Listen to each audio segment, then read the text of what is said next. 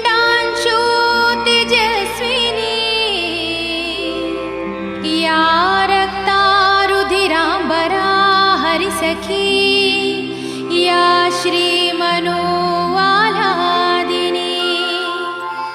या रत्नाकर मंथनात् प्रकटिता विष्णु स्वया गेहनी सा मां पातु मनोरमा भगवती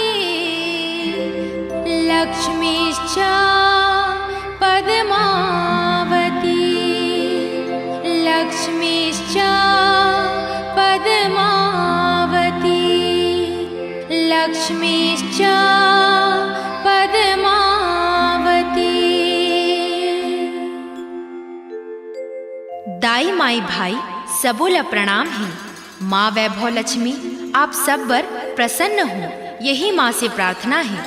माँ वैभव लक्ष्मी व्रत देश और दुनिया में बहुत प्रचलित है। ये व्रत बहुत प्राचीन और तुरंत फल देने वाला व्रत है। माँ वैभव लक्ष्मी के व्रत ला पूरी श्रद्धा और पवित्र भाव से जैन घर के नर नारी मन रहते ओकर सबो मनोकामना अवश्य पूर्ण होती। व्रत करने वाला के घर धन धान्य ऐश्वर्य से पूर्ण होके ओकर सबो संकट दूर हो जाते। संतानहीन ला संतान के प्राप्ति, कुंवारी कन्या बर योग्य बर के प्राप्ति, बर बिहाता दीदी मन के सौभाग्य अखंड हो जाते। 8 प्रकार के लक्ष्मी के शक्ति और ओकर तेज प्रभाव से मिलके एक वैभव लक्ष्मी बनते। माँ वैभव लक्ष्मी के महिमा अपरंपार है। माँ वैभव लक्ष्मी व्रत के बहुत चमत्कार है। माँ वैभव लक्ष्मी के महिमा बड़ा न्यारी है। एकर बर ये सबों के बड़ प्यारी है।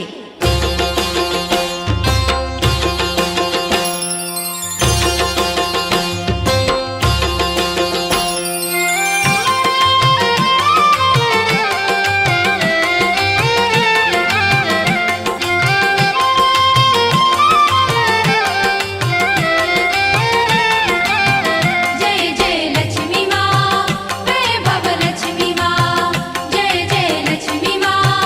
वैभव लक्ष्मी माँ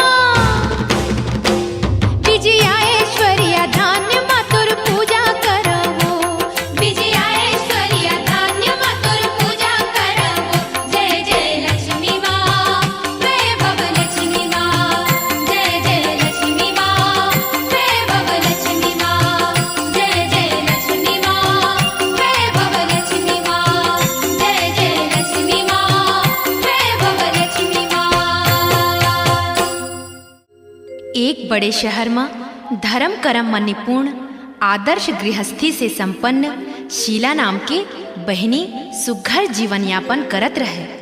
जैसन शीला रहे ओइसने ओकर पति घलाव आदर्श पति के रूप में सुखमय जिंदगी ला पहावत रहे। कर्म के गति बड़ा न्यारी है, कोई नहीं जान पावे कब का हो जाही। सुखमय जिंदगी में कब दुख के पहाड़ गिर जाही। शीला के पति हा शहर के खराब संगति में फंस गई। सुखमय परिवार दरिद्रता के दलदल में धंस गई। शीला के घर में विपत्ति के पहाड़ टूट गई। शीला के कर्म फूट गई। शीला सबो दुखला भगवान के भरोसा करत सहत रहे। ओकर मन में विश्वास रहे कि सुख के पीछे दुख और दुख के पीछे सुख होबेच करथे। दुख ला सहे बर भगवान के भरोसा करे बर परथे। एक दिन ओकर घर के दरवाजा में खट खट खट के आवाज आईस। अतिथि संस्कार वाली शीला दरवाजा ला खोली त देखिस एक माता जी मुस्कुरावत खड़े है। माता जी के चेहरा में एक भव्य दिव्य वैभव करुणा ममता के आभा जनावत रहे। ओ माता जी ला शीला देखिस त रोम रोम आनंदित पुलकित होय लागिस। मन में एक अलग तरह के शांति आए लागिस। माता जी ला शीला हा घर के भीतर में बैठारिस। कहिस माता जी आप ला देख के मोला ऐसे लागत है कि मोर अंधियारी जिंदगी में कुछ उजियार हो ही। दुख से भरे जिंदगी के काली रात में भिनसार हो ही। माँ जी कहिस बेटी ते रोज मंदिर में आवत रहे, अतका सुघर गीत भजन गावत रहे। बहुत दिन ले नहीं दिखे त मैं तोर सो मिले बर आए हूँ। शीला अपन दुख सुखला माता जी सो बताइस। अपन अंतस के पीरा ला माँ जी ला सुनाइस। माता जी कहिस बेटी तै चिंता मत कर, तै माता वैभव लक्ष्मी के व्रत कर। एकर पूजा व्रत से तोर सब दुख दूर हो जाही, तोर सबो मनोकामना पूर्ण हो जाही। शीला कहिस कैसे व्रत करेला परथे माता, एला बतावा। तो माता जी कहिस एक बहुत ही सरल व्रत है वैभव लक्ष्मी। सुख संपत्ति वैभव के देने वाली जगत महतारी है। ध्यान लगा के सुन लेबे व्रत के नियम ला, ये बहुत मंगलकारी है।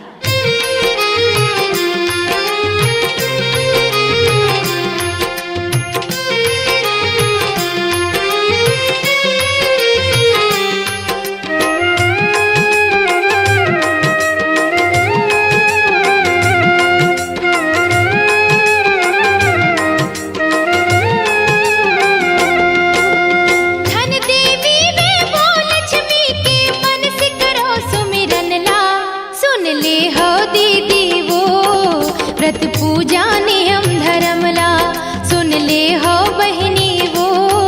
व्रत पूजा नियम धर्म ला धन देवी वैभव लक्ष्मी के मन से करो सुमिरन ला सुन ले हो दीदी वो। व्रत पूजा नियम धर्म ला सुन ले हो बहिनी वो। व्रत पूजा नियम धर्म ला।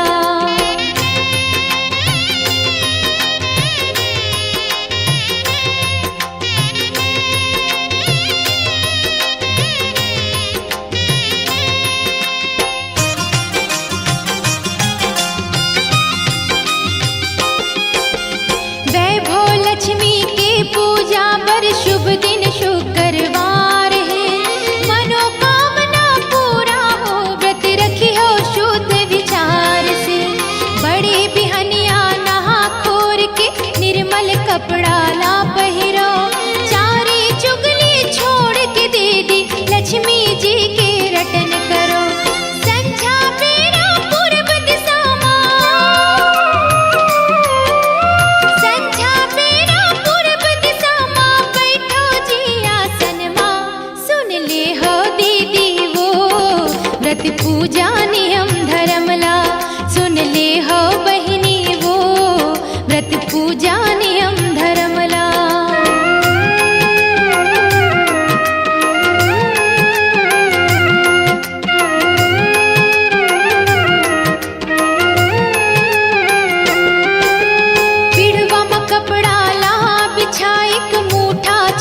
चढ़ाना है।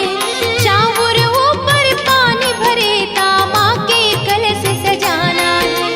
कलसा ऊपर कटोरी माँ सोने के गहना रखना है। सोना चांदी गहना घर माँ नहीं है तो रुपया रखना है। घी के दिया धूप जला के, घी के दिया धूप जला के ध्यान करो जी मन माँ। सुन ले हो दीदी वो व्रत पूजा नियम धर्मला।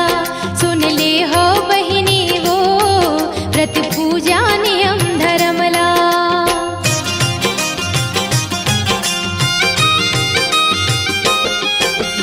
ए दुनिया माँ लक्ष्मी जी कत को रूप माए हैं।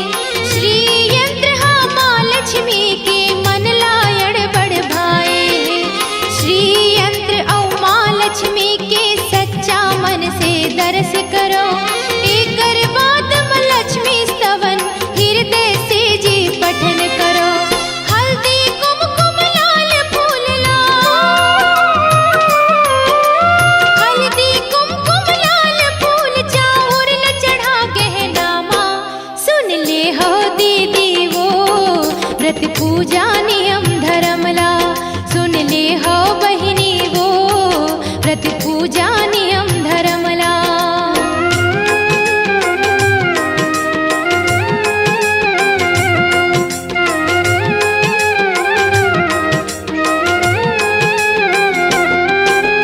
संझा बेरा गुड़ शक्कर के मीठा भोग बनाना है।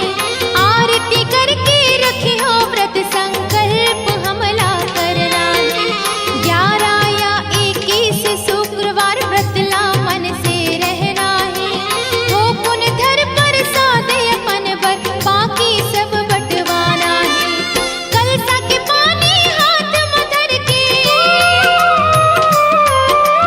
कलसा के पानी हाथ में धर तुलसी में चढ़ावा जतन से।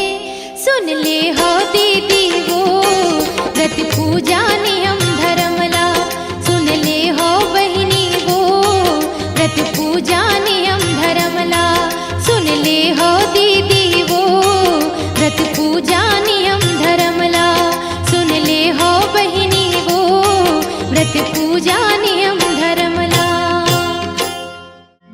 माता जी के व्रत नियम विधि ला शीला आनंद पूर्वक सुनत रहे। व्रत करे के संकल्प ला मन में करीस। आँखी खोलिस त सामने बैठे माता जी ओमेर नहीं रहे। माँ जी के रूप में साक्षात लक्ष्मी जी भक्त के बिगड़ी बनाए बर, ओखर सबो कारज सुधारे बर कुछ बहाना लेके प्रेरणा देहे बर आथे। ए कलयुग में जेतका संकट है दुख है ओकर उपाय ये वैभव लक्ष्मी के पूजा और व्रत में है। आवा माता जी के चमत्कार का है ओला देखिन और सुनीन।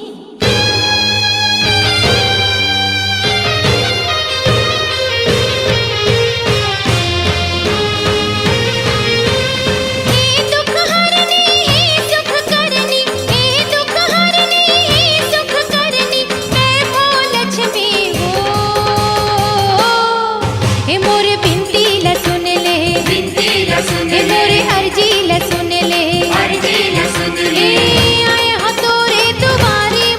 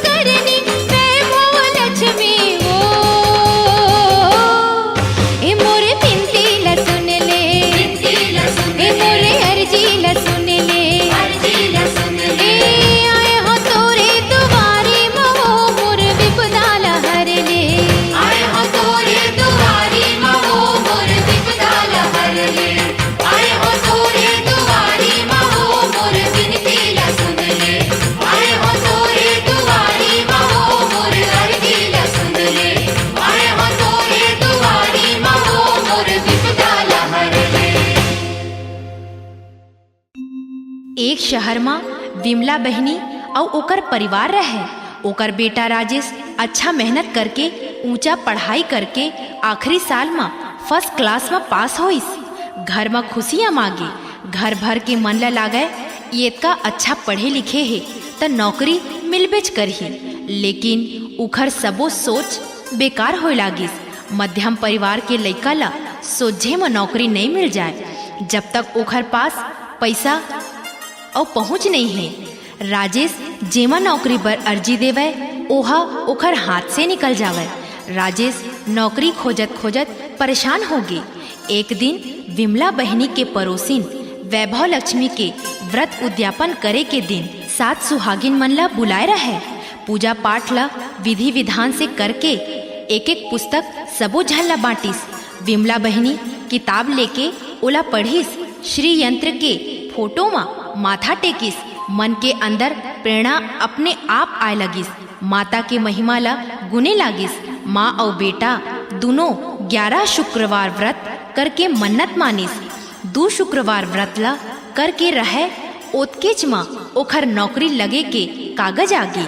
बिना कुछ करे योग्यता के पाछू माँ ओला नौकरी मिल गई। माँ वैभव लक्ष्मी के कृपा से ओला प्रमोशन मिले लागिस।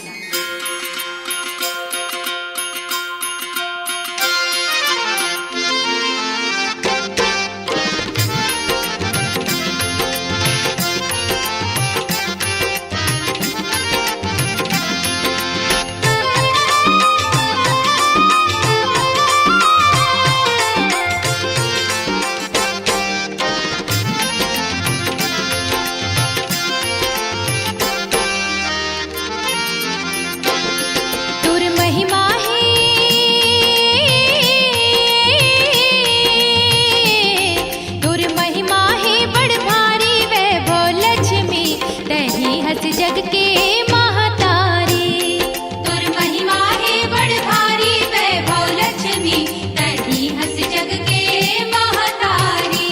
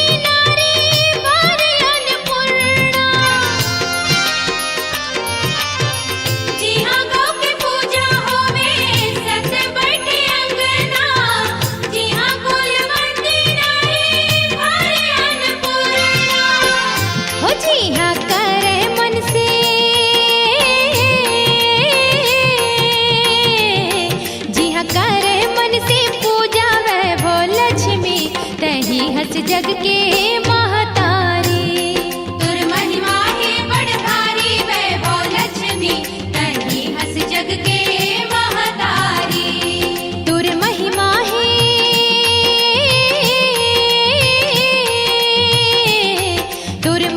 है बड़ भारी वैभव लक्ष्मी तही हंस जग के महतारी। तही हंस जग के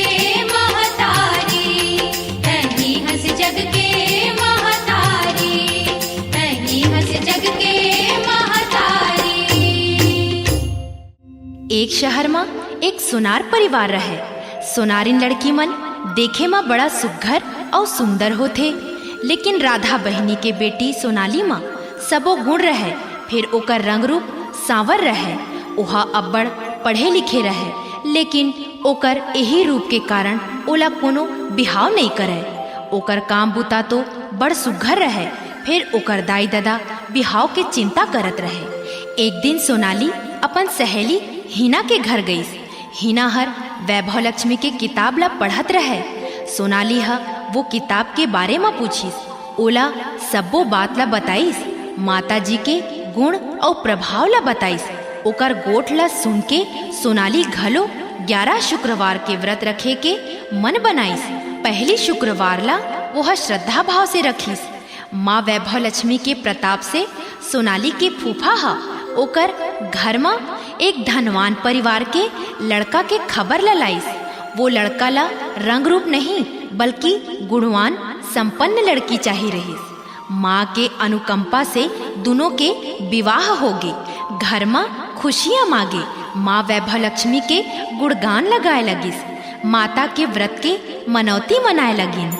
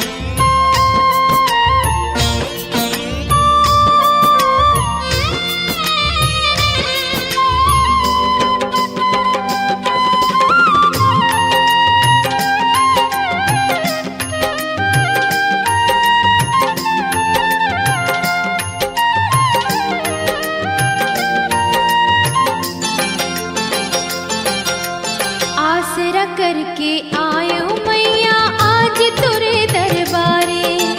तोर सिवा काला गोहरावो मैया ये संसारे।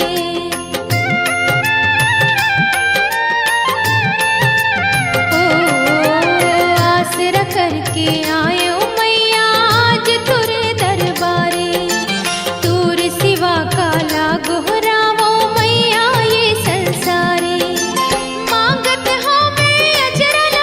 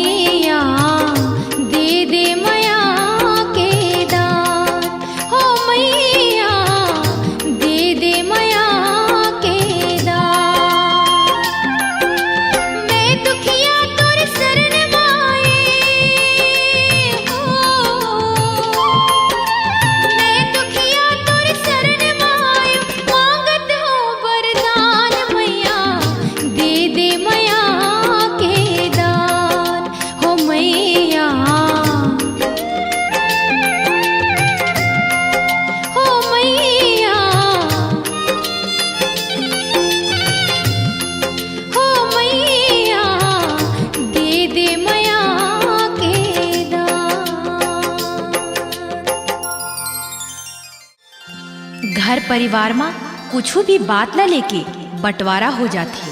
भैगे जे दिन ले बंटवारा हुई सुरेश के अच्छा दिन नंदागी। दिन रात मेहनत करे फिर व्यापार धंधा ओखर नहीं चलिस। एक साल में सुरेश निराश हो गई। जितका कमावे वो कुछ घर के काम नहीं आत रहीस। ओखर पत्नी बहुत सुशील रहे। टूटे मन में आशा और धीरज बंधावे। फिर सुरेश के मन में एको ठन उत्साह नहीं रहे। तन और मन दोनों बीमार पड़े लगिस। घर हा दुख से भर गई। एक बार सरला के मौसी ओकर घर आइस। घर के हालत ला देख बड़ दुख होइस। सरला अपन घर के दुख ला मौसी से बताइस। मौसी कहिस, अरे पगली, तै तो निचट अड़ही हस। तै हा माँ वैभव लक्ष्मी के पुस्तक ला पढ़ और ओखर बताए रद्दा मत चल के व्रत नियम से ओखर पूजा ला कर। मौसी के बताए नियम से सरला माँ वैभव लक्ष्मी के व्रत पूजा पाठ ला करिस। दूसर शुक्रवार के संझा सुरेश घर आइस तक खुशी के मारे चेहरा खिले रहे। सुरेश कहे लागिस, सरला अब तो बड़ा चमत्कार होगी। मोला बहुत बड़े कंपनी के ऑर्डर मिल गए हैं। 1 से लेके 21 शुक्रवार तक माँ के पूजा अर्चना से सुरेश के व्यापार धंधा तेजी से बढ़े लागिस। 1 बछर के अंदर सुरेश के जीवन में ऐश्वर्य, वैभव, समृद्धि सब मिले लागिस। जय माँ वैभव लक्ष्मी, जय माँ वैभव लक्ष्मी, जय माँ वैभव लक्ष्मी, जय माँ वैभव लक्ष्मी।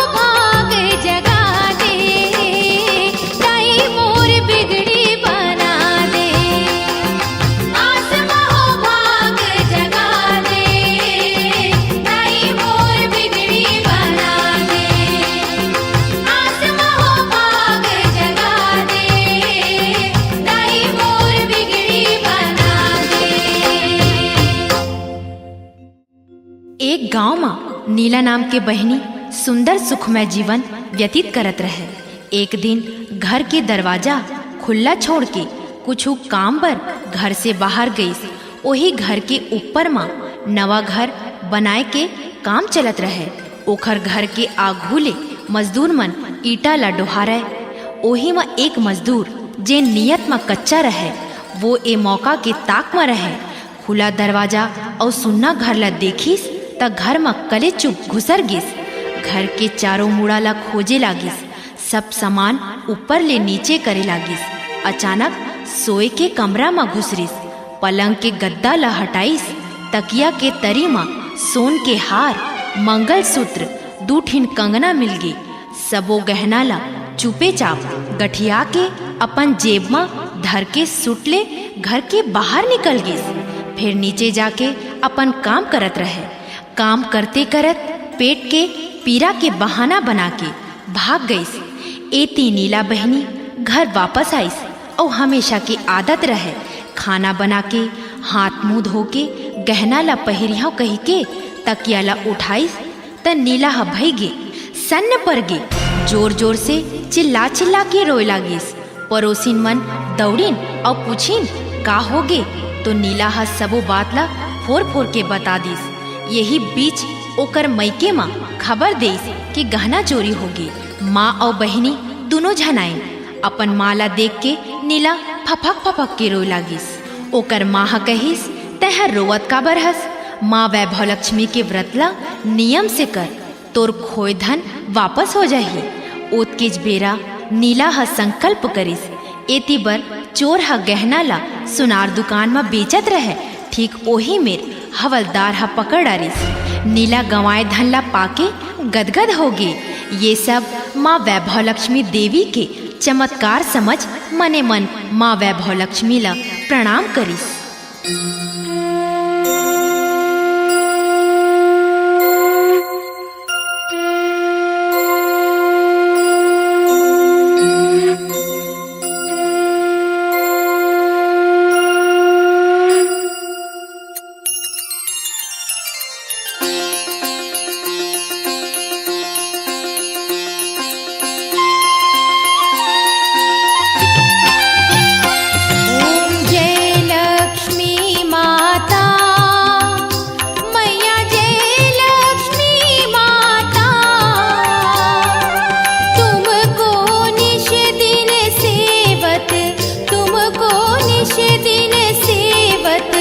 हर विष्णु विधाता